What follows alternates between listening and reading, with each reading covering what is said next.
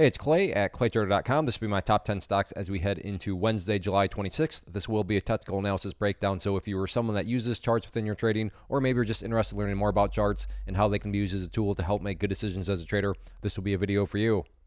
First off, a couple clarification points. Number one, the price you see over here will be changing, and the candlestick you see right there will be moving around. That is because the market's still open for a small amount of time. But I like to do these videos when the market is still open because sometimes we can capture some really interesting late day price movement, which is what's going on right here. As I talk, this candle is jumping all over the place. But overall, ticker symbol number one here, BFRG. Crazy movement and crazy movement. Look at this. As I talk, now this thing is red. So like I said, exactly why I like to do these when the markets are open. But what I want to do here is just map out some general levels, and then we'll see how this price behaves relative to those on Tuesday. So the first key level from a resistance standpoint that you got to think a lot of people are going to be watching is that trend line right there, which just helped us with this final point right there. Give us an insight into, potential breakout area. Now, to be fair, market's still open for about 20 minutes. So maybe you're watching this video and this thing has shattered up through that level. If that's the case, well, that just tells you that this thing had a very, very good final 20 minutes of the day. So you can use that as an indicator. If this price is still below it, well, then you still know that that is going to be the main breakout level. But if the price has broken above it, then that's telling you that the chart is looking that much better headed into Wednesday. As far as levels of support are concerned, main level here is just simply where this pullback finally stopped, which was down there around $4.55. You can see several times right down around here. Price pulled back, went sideways, and now, of course, is experiencing that move back to the upwards direction. So those are really going to be the two main levels that I think most people are watching. And I think the majority of people, especially a lot of people like to play breakouts down in this price range below $5, got to think are going to be watching that level right there. So in my mind, that's the big question mark. Can this level get broken? And if it does, how much more momentum does that lead to? We'll see what happens. Next one, ELBM, and like the one we just looked at, not as crazy right now, but some very well-defined levels. So the first level from a support standpoint, right down here where this pullback stopped at the $2 mark. As you can see here, the price is just kind of went sideways right above that area. So $2 very clearly as of right now where a lot of buyers are hanging out. Does that guarantee that there will continue to be buyers there moving forward? Of course not. There are no guarantees, but it's at least nobody could accuse you of being irrational to think that there might be buyers at $2 because you have plenty of data to give evidence to that claim. Doesn't mean that it'll for sure happen. But like I said, nobody could say, oh, well, geez, that's a random spot to want to buy at $2. You'd have good evidence for doing so. And then on the flip side of things, as far as areas of resistance are concerned, basically a little sideways channel has formed with the top of the channel being right up here at about $2.23. So after that opening period of the day, in all actuality, the price has kind of just entered into this little sideways channel. So in some senses, if you were, just to summarize this very quickly, the best way to do it would just say, sideways channel pattern, top of the channel resistance, 223, bottom of the channel support, $2.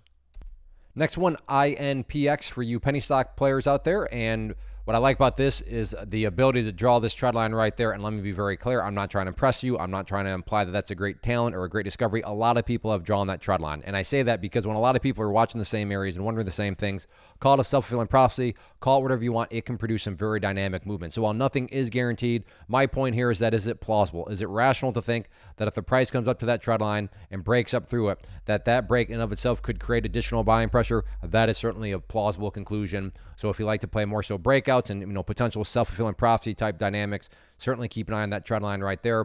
As far as areas of support are concerned, main level right there at the 25-cent mark. And then if we want to convert this into just an overall pattern, so we have our resistance, we have our support, we have the big explosion right there. If I put the golf hole down there to make it a little bit more visual, we have ourselves a bull pennant pattern. So if you like these sorts of patterns and situations and you like penny stocks, keep an eye on it.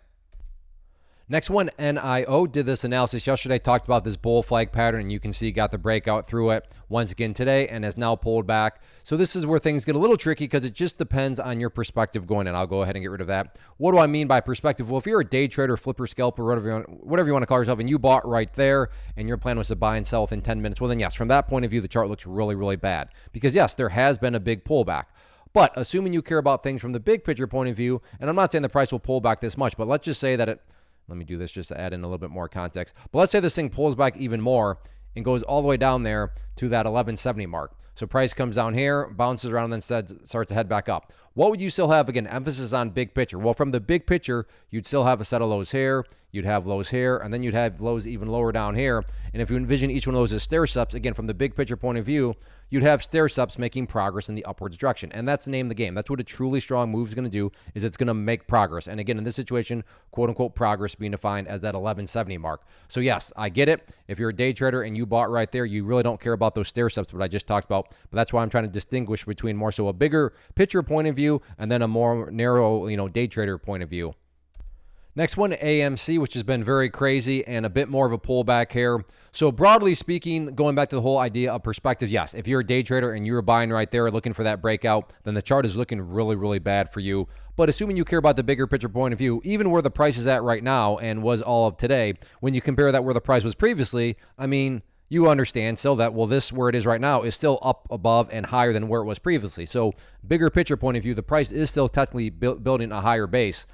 So like I said, that still does go back to, your vantage point going in, whether a day trader or something of that nature. But as far as updates, first update that needs to be done is right here.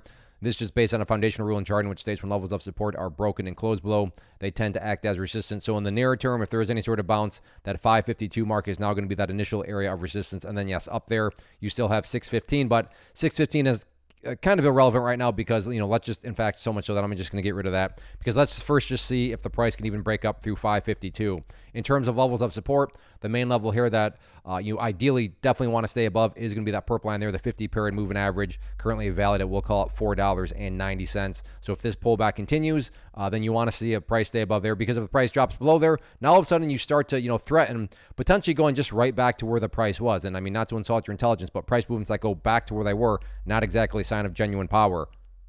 Real quick, want to take a break and personally invite you to get signed up for this free live online class that I'm offering here in a couple of days. So if you've been enjoying what you've seen and you want to learn more about this tool, how it can and should be used to build consistency and manage risk, then definitely get signed up for the free live class. If you're watching on YouTube, there's a link down in the description box, or if you're watching at my site, there's an area right there on the webpage that you can click to get signed up. So like I said, if you've been enjoying, then definitely get signed up for this free class.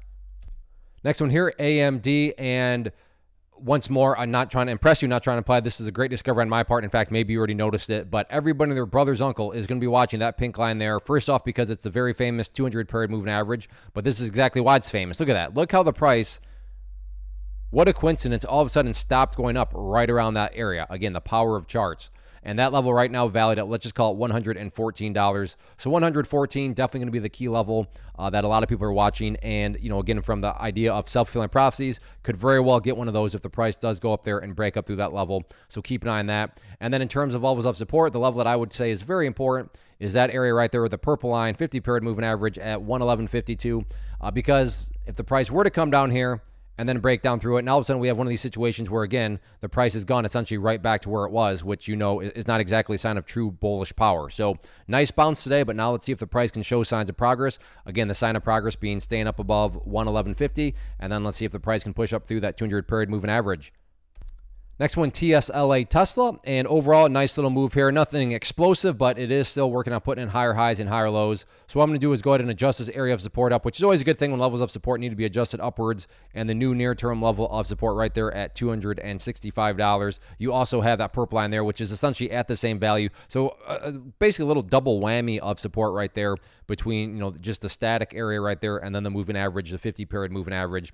And then as far as areas of resistance are concerned, in the very near term, for those of you that like to play those breakouts, got to think that there's probably quite a few people that have drawn that trend line right there.